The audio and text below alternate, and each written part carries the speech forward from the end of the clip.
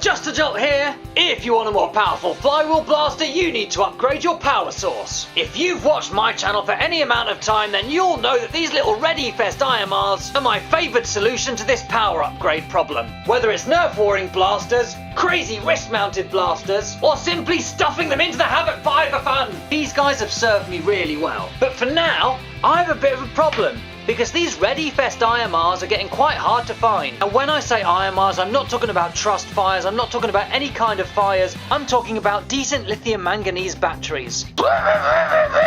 What was that, Mr. T-Rex? I can't hear you with that Ready-Fest in your mouth. Why don't you check in the stock? Good idea. Hello, Tactical Tank, haven't seen you in a while. Oh look, it's a package. Well, I wonder what this could be. Oh look. Oh, it's a battery charger. I like this package. Battery adapters. Now you can use these to change your AA size batteries to either size C or size D. These guys know what I like.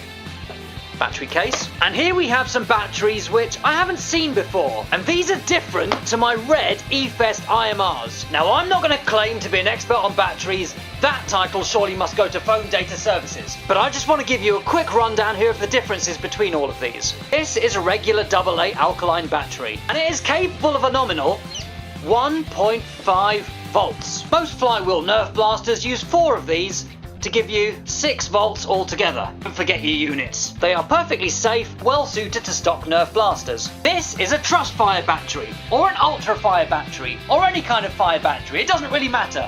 I don't have any, and I'm going to tell you why. These batteries are lithium ion. Each battery, when fully charged, is capable of round about 3.7-ish volts. And so, for example, if you were to use 2 of these in a Nerf blaster, you would get 7.4 volts. Now, this does mean you'll be spinning the flywheels faster, which seems like a good idea for increased Nerf blaster performance. However, lithium-ion chemistry isn't that stable. It's not very safe. As well as considering voltage, we also need to think about this thing called current, and specifically the amount of current that can be delivered by the battery over a certain period of time. If a motor draws more coulombs than a battery is capable of supplying, you run the risk of overheating the battery and the battery exploding. And that happens much more often with trust fires than any other type of battery. And when a lithium-ion battery sets itself on fire, it produces a self-oxidizing fire. That means it basically keeps itself going without the need for additional air. So even though you're getting a slightly higher voltage than with stock alkaline batteries, using just 2 trust fires or ultra fires or whatever, not a very safe thing to do, because you're making the batteries work much higher than they're designed to do. Most ultra fires or trust fires are designed to be low drain batteries, and they're simply not designed to be used in Nerf guns. These Ready-Fest batteries also supply 3.7 volts of current. I meant volts. These Ready-Fest batteries also supply, when fully charged, nominally 3.7 volts. When I say the word nominally, it means that when it's fully charged, it probably does supply 3.7 volts, but that 3.7 volts kind of drops off, hence it's only nominal. 2 of these is 7.4 volts. And the chemistry in this is lithium manganese, whereas these batteries are quite easily overwhelmed by the demands of the motors and they can tend to overheat and explode, makes them not safe. These lithium manganese red E-Fest IMRs are much more capable of meeting the demands of your stock motors and some aftermarket motors. They are safer, much safer. And if you want a full rundown on the differences between these, there's one of Phone Data Services videos which I'll actually put a link to just up here. These are high drain batteries, these are low drain batteries. About 5 of those yield the same discharge as one of those. This Ready-Fest IMR says 700 milliamp hours on it, which gives you an indication of how long it's going to keep on batterying for when you put it in a blaster. Those trust fires and ultra fires also tell you how many milliamp hours they can be used for, but they can lie sometimes. Finally, we have these Coolook batteries right here. Stay. Now these Coolook batteries are something completely different. LiFePo. Lithium, iron, polymer. Fe means iron. Now these, when fully charged, give you a nominal 3.2 volts, so a little bit less than these guys, which means your output from 2 of these is only a little bit more than alkalines. However, it is more, and I believe you're also getting a greater discharge rate. You'll get more coulombs out of this than out of those, and I don't believe this will give you as many coulombs of discharge as that will, but someone can maybe correct me on that. I've never seen these before, so these are new to me. One thing I do know about LiFePo technology though is that it is much safer, definitely, than these guys, but also it's safer than these guys. I believe that LiFePo technology is also safer than regular LiPos. Now, the purpose of this video is not to go into LiPos as well. Like I say, Foam Data Services does that much better than me. I just want everyone to understand what I'm talking about when I talk about these being different to these and these. And so the appeal to me here is that potentially we have a battery that can deliver not too much less voltage than these guys, whilst being considerably safer. It's the same as those two, is also a lithium technology, and lithium tends to do crazy things when it gets wet, or even when it's just exposed to air. Probably still not a great idea to drop these or to heat them up lots. Don't stick them in the toaster. You know, you still got to be careful with them, but I like the idea of having a battery that can do a similar job, but that's much safer. And with the science lesson over, let's get on and test them. I thoroughly recommend you check out the Big Battery Guide on Foam Data Services channel for more information. And this is how they look. Now, whilst I am going to have a quick look at these today, I'm not going to give a full review because I want the chance to use them in a few Nerf wars before I say anything in depth about them. Just by the way, the charger is sent with a 2-pronged power cable. Just going to plug that in there and leave it to charge. Little red lights come on while they're charging. And while we're waiting, let's have some Q&A. Joshy Washy asks,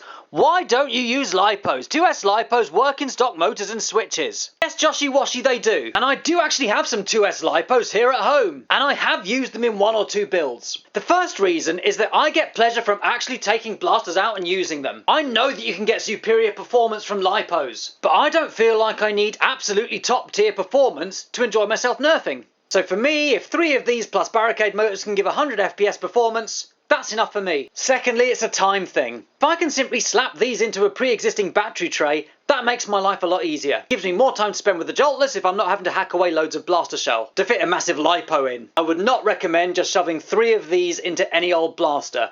Barricade motors are 3S motors. My final reason is simply logistical. Different types of power sources, especially when you get into things like LiPos, use different types of connectors to connect them up to the blaster's loom. And so I could have 2 different types of LiPos with 2 different types of connectors, and they wouldn't be interchangeable. That means that if that LiPo was to run out during a Nerf war, unless I had a spare one with the same type of connector on it, I wouldn't be able to simply change it over. With these guys, they're all the same size, so I don't have that issue. It just makes my life a little bit easier. What is your favourite jolt ever? Gotta be Mrs. Jolt. Nuclear Gaming, I have a question. Can I use Core IMR 14500 in my Nerf gun, or do I have to use EFES 14500 IMRs? I'm not familiar with Core IMRs. If they are lithium manganese, I recommend them. If they're lithium ion, I don't. Destiny, on a scale from 1 to 10, what is your favourite colour of the alphabet? Hedgehog. Harvey Nelson, which one's better, cheese on toast or beans on toast? Cheese on toast every time. Deadly Minotaur Gaming, what is your favourite Nerf blaster? Right now, gotta be the Artemis. And when they're charged, the lights go green. To begin with, here's a stock Strife firing, with regular AA batteries.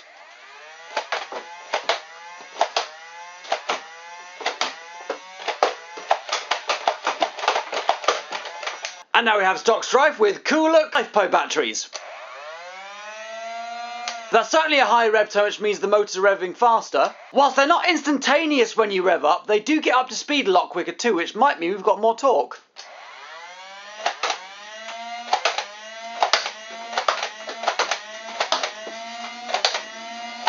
So that's going to be 6.4 volts as opposed to 6 volts, which isn't a massive difference. However, the motors were definitely spinning up more. Now, stock Strife motors are 2S, but we are going to try now with 3 of these Coolook batteries, and we're going to see how the Strife handles it.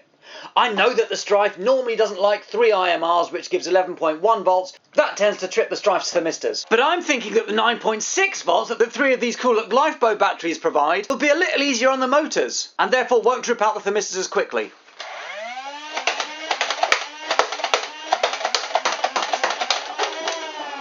That is quite a significant increase in performance. Motors feel nowhere near as strained as they do when I've got 3 IMRs in there. I haven't tried them out on a Nerf war yet, but I'm starting to like these batteries. It's all well and good using them with 2S motors, but now we're going to try them with some barricade motors. Barricade motors are 3S motors, they normally handle 11.1 volts just fine, so we'll see what 3 of these do. 3 Coolook batteries. Just as a by the way, with this Strife, you'll see I do have a dummy cell here. This says Ultra Cell, that's not the same as Ultra 5. This is a dummy cell. Doesn't provide any power. Never mix and match battery types.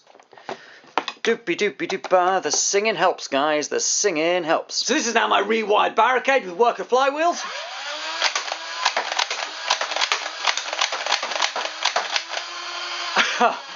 absolutely fantastic. Do you know what? If 3 of these Coolook batteries is going to give me that much power, yet still be slightly easier on the motors, and be safer, I'm a fan. I don't have the ability to test out exactly what velocity these darts are flying at, so I can't give you a feet per second value, because I'm afraid that my chronograph is currently out of commission. But from a qualitative perspective, it feels like I'm getting as much oomph as I want out of these.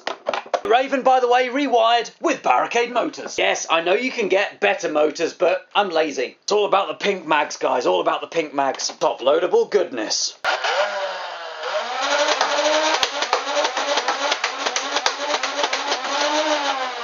Well, again, that was certainly better than, well, again. For me, that's Nerf-Warable performance. And finally, the Battle Badger. Barricade motors, worker flywheels, rewire.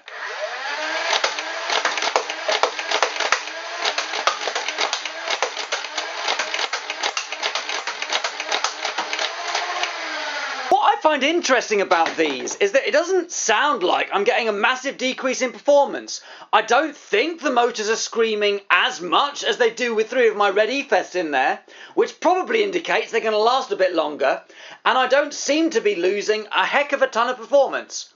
Now that is a qualitative analysis. I haven't chronographed these and I won't be chronographing them today, because like I said, my chronograph's out of action at the moment. But these Coolook batteries are delivering better performance than stock batteries. And if they're going to be safer and allow my motors to last a little bit longer at the same time, what's not to like? Okay, I'm going to say this.